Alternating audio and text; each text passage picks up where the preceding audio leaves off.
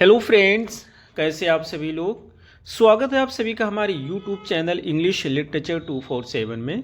This is Hanif and today I am going to discuss some very important questions based on a very famous novel that is the colour purple written by Alice walker.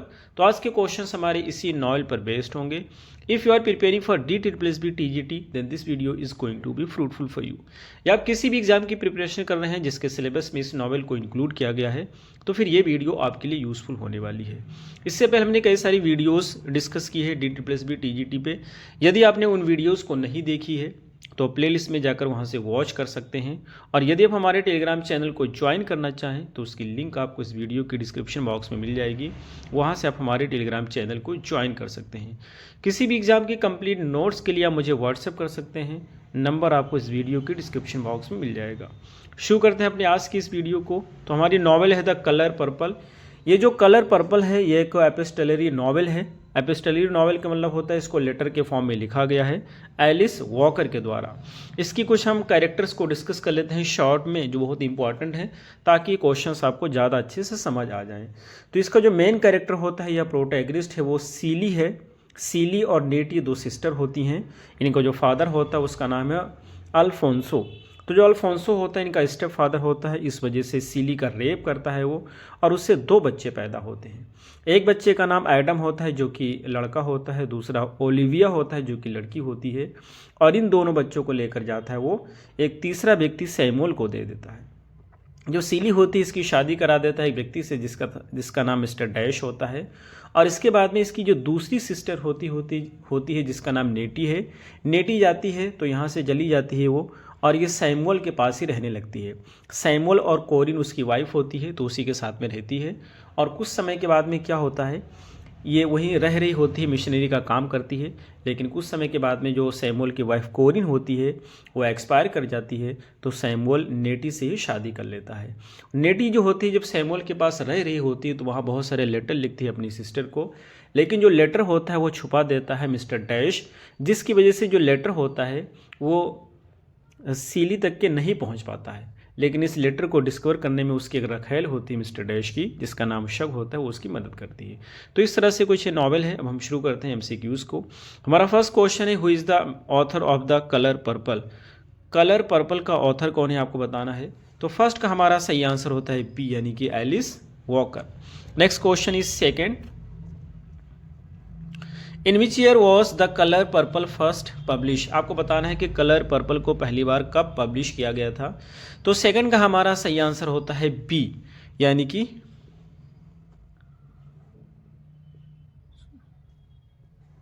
First का जो हमारा सही answer है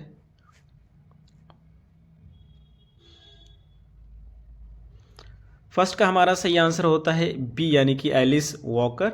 और second का जो हमारा सही आंसर होगा, तो सेकंड का हमारा सही आंसर हो जाएगा बी, यानी कि इसका भी बी होता है 1982। जो थर्ड हमारा है, what literary form does the colour purple primarily use. आपको बताना है कि जो हमारा जो कलर पर्पल है इसको किस लिटरेरी फॉर्म में लिखा गया है इस नॉवेल को। तो थर्ड का हमारा सही आंसर होता है सी, एपिस्टलरी novel.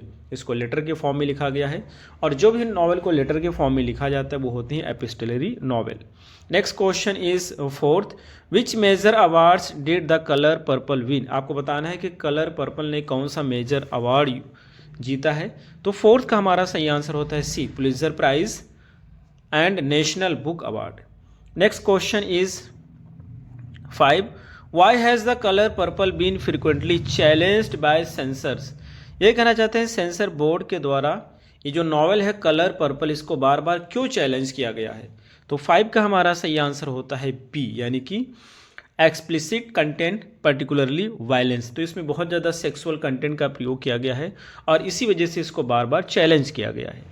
Next question is 6, on which list did the American library association place the colour purple for the period 2000 से 2010। ये कहना चाहते हैं जो अमेरिकन लाइब्रेरी एसोसिएशन है वो किस प्लेस पे रखा है कलर पर्पल को 2000 से 2010 के बीच में, किस लिस्ट में रखा है।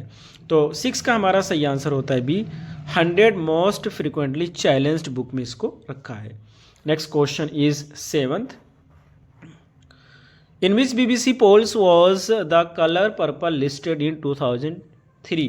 ये कहना चाहते हैं कि 2003 में BBC के किस पोल में कलर पर्पल को लिस्ट किया गया था। तो 7 का हमारा सही आंसर होता है बी, यानी कि the big red poll of best love novels, यानी कि जो बेस्ट लव नॉवेल्स है उसके बिग पोल्स में इसको रखा गया था। B is the right answer. Next question is 8th which adaptation of the colour purple have been made. ये कहना चाहते हैं कि इस नॉवल पे क्या क्या चीज़ें बनाई गई हैं, अडॉप्ट की गई हैं कलर पर्पल पे। तो 8 का हमारा सही आंसर होता है बी, 2 फीचर फिल्म इस पे बनाई गई हैं, म्यूजिकल एंड रेडियो सीरियल भी बनाए गए हैं। Next question is 9th, what is the main mode of narration in the colour purple. Colour purple में नरेशन का मोड क्या है आपको बताना है। तो 9 का हमारा सही आंसर होता है B, letters written to God and Nettie, यानी कि जो लेटर्स लिखे गए गॉड को और नेटी को उसी चीज़ के द्वारा इसको नरेट किया गया है, वही इसका मोड है। Next question is 10, who is Celie's primary abuser at the beginning of the novel. Novel की स्टार्टिंग में कौन सा व्यक्ति होता है जो सीली का अब्यूज़ करता है।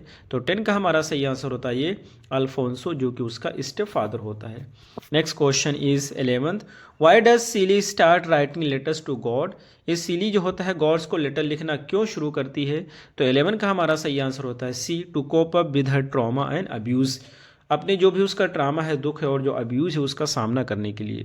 Next question is 12, what happens to Celie's first 2 children. Celie के जो पहले 2 बच्चे होते हैं उनके साथ क्या होता है। तो 12 का हमारा सही आंसर होता है बी, यानी Alphonso takes them away. Alphonso जो उसका स्टेप फादर है उनको लेकर चला जाता है, उस सैमुअल को दे देता है। Next question is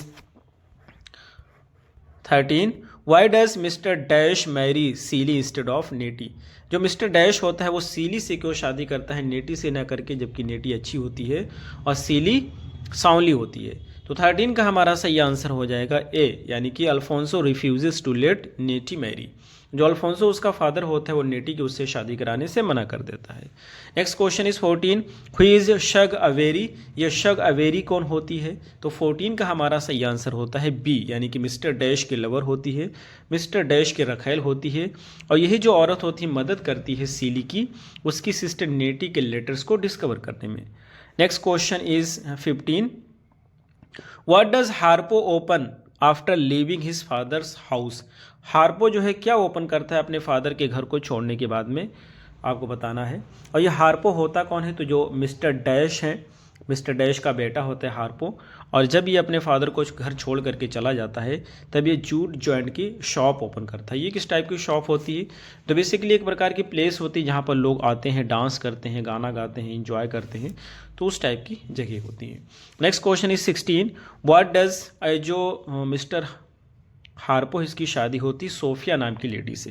next question 16, what does Shug help Celie discover.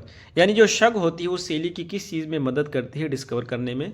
तो 16 का हमारा सही आंसर हो जाएगा डी, यानी हर वाइस एंड सेल्फ वर्थ में भी मदद करती है, नेटिव लेटर की डिस्कवरी मदद करती है, फाइनेंशियल इंडिपेंडेंस भी मदद करती है। So D is the right answer.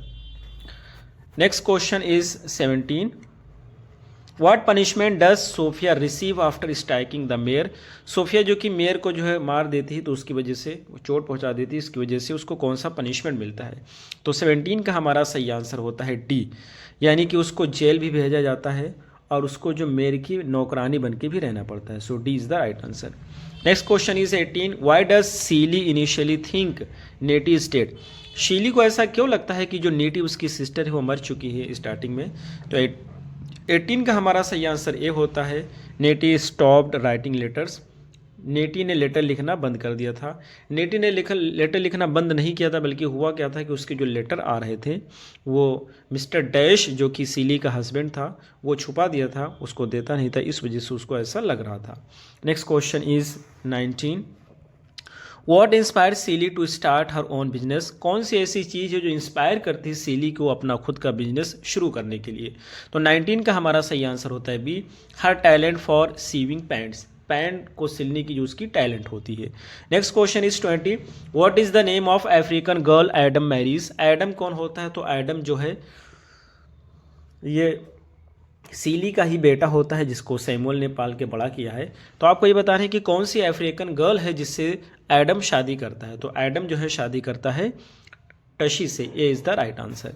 Next question is 21, what do Adam and Tashi undergo as part of African rituals. ये कहना चाहता है एडम और जो उसकी वाइफ होती है टशी, ये दोनों लोग कौन सी प्रथा करते हैं एक अफ्रीकन कल्चर के रूप में, उसके रिचुअल के रूप में क्या परफॉर्म करते हैं। तो 21 का हमारा सही आंसर हो जाएगा सी, यानी कि वो फेशियल स्केरिंग भी करते हैं और सर्कमसेशन भी होता है। सर्कमसेशन आपको जानते हैं खतना कराते हैं दोनों लोग, तो C is the right answer. Next question is 22, how does Celie inherit Alfonso's house. ये सीली जो होता है किस तरह से अल्फोंसो को जो घर होता है विरासत बना करके ले लेती है, उसकी अब उसको विरासत में मिल जाता है। तो 22 का हमारा सही आंसर डी होता है, it was originally her mother's property, क्योंकि इनफैक्ट में ये उसके मदर की प्रॉपर्टी थी इस वजह से। Next question is 23, who hides Nettie's letter from Celie. कौन सा व्यक्ति होता है जो नेटी के जो लेटर होते हैं वो सीली से छुपा करके रखता है। तो 23 का हमारा सही आंसर होता है सी, यानी कि मिस्टर डैश, जो कि सीली का हस्बैंड होता है। Next question is 24, what is नेटीज profession while in Africa. जब अफ्रीका में होती है तो नेटी का प्रोफेशन क्या होता है। तो 24 का हमारा सही आंसर होता है बी, मिशनरी, यानी कि मिशनरी का काम करती है, वो क्रिश्चियनिटी को फैलाने का काम करती है। Next question is 25, what is the primary theme of the colour purple. Colour purple का प्राइमरी थीम क्या है आपको बताना है। तो 25 का हमारा सही आंसर है C, love, resilience and self discovery. Next question is 26, what does Shug teach Celie about God. God के बारे में जो शक होती है, जो मिस्टर डैश की रखैल होती है, ये सीली को क्या सिखाती है। तो 26 का हमारा सही आंसर होता है बी, यानी God is found in nature and with in one self. God जो है नेचर में है और हर व्यक्ति के अंदर है। ये जो शक होती है मिस्टर डैश की रखैल होती है, मिस्टर डैश जो कि सीली का हस्बैंड है, तो सीली को इसलिए बुरा नहीं लगता है क्योंकि सीली जो होती है वो लेस्बियन होती है और शक के साथ उसको अच्छा लगता है। Next question is 27, who does Nettie marry. आपको बताना है कि नेटी किससे शादी करती है। तो 27 का हमारा सही आंसर होता है ए, यानी कि सैमुअल से। सैमुअल पहले से मैरिड व्यक्ति होता है, इसकी वाइफ का नाम कोरिन होता है, लेकिन जब वाइफ एक्सपायर कर जाती है तो नेटी उसी से शादी कर लेती है। Next question is 28, why does Sofia leave Harpo initially. Sofia Harpo को क्यों छोड़ देती है स्टार्टिंग में। तो 28 का हमारा सही आंसर होता है B, he wants to dominate her, क्योंकि वो व्यक्ति उसको डोमिनेट करना चाहता है। Next question is 29, what is Shug's profession. Shug का प्रोफेशन क्या हुआ था आपको बताना है। तो 29 का हमारा सही आंसर होता है बी, ब्लू सिंगर, वो ब्लू सिंगर होती है। Next question is 30, what does Celie sew as part of her business. अपने बिजनेस के रूप में सीली किस चीज़ की सिलाई करती है। तो 30 का हमारा सही आंसर होता है बी, पैंट्स की सिलाई करती है वो। Next question is 31, who is Mary Agnes also known as Squeak. आपको बताना है कि जो मैरी एग्नीज ये कौन होती है जिसको स्क्वीक के रूप में भी जाना जाता है। तो 31 का हमारा सही आंसर होता है, 31 का सही आंसर ए होगा, यानी कि हार्पो सेकंड पार्टनर। ये हार्पो की रखैल होती है। हार्पो की शादी होती है सोफिया से, लेकिन इसकी रखैल होती है स्क्वीक। तो ये is the right answer. Next question is 32, what event leads Celie to confront Mister dash. कौन सा इवेंट होता है, कौन सी घटना होती है जिसकी वजह से सीली जाती है, सामना करती है मिस्टर डैश की। तो 32 का हमारा सही आंसर हो जाएगा ए, यानी कि डिस्कवरिंग नेटीज लेटर। जब नेटी के लेटर के बारे में इसको पता चलता है तो ये जाकर के सामना करती है मिस्टर डैश का। Next question is 33, how does Celie describe her relationship with Shug. Celie जो होता है अपने रिलेशनशिप को शक के साथ में कैसे बताती है। तो 33 का हमारा सही आंसर होगा C, a romantic and physical relationship. वो बताती है उसका जो रिलेशन है शक के साथ में वो रोमांटिक है और फिजिकल भी है। Next question is 34, what is Nettie's primary concern about Olinka people in Africa. Olinka जो पीपल थे जो अफ्रीका में रहते हैं, तो उनके रिगार्डिंग सीली का प्राइमरी कंसर्न क्या है, जो ओलिंका के पीपल हैं अफ्रीका में रह रहे हैं।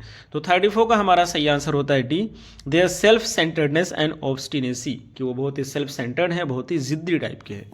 Next question is 35, what transformation occurs in mister dash. Mister dash में कौन सा परिवर्तन आता है। तो 35 का हमारा सही आंसर है B, he reforms and becomes friends with Celie. वो अपना सुधार कर लेता है और सीली का बहुत अच्छा दोस्त हो जाता है।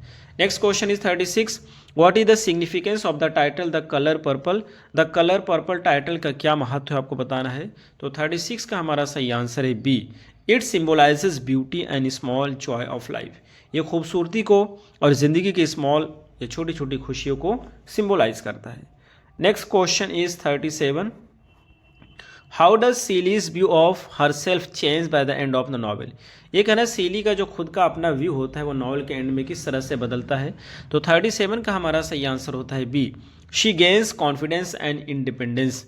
उसको आत्मविश्वास और स्वतंत्रता दोनों चीज़ प्राप्त हो जाता है।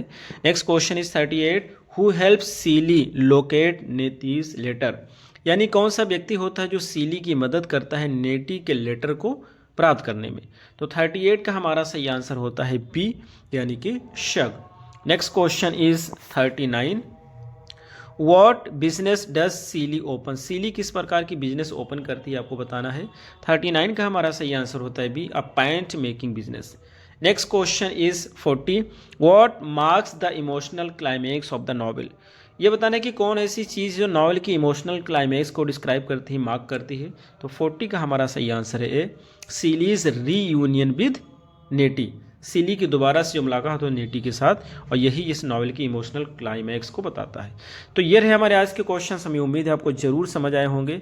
फिर मिलते हैं अगली वीडियो में। Till then take care, have a good time.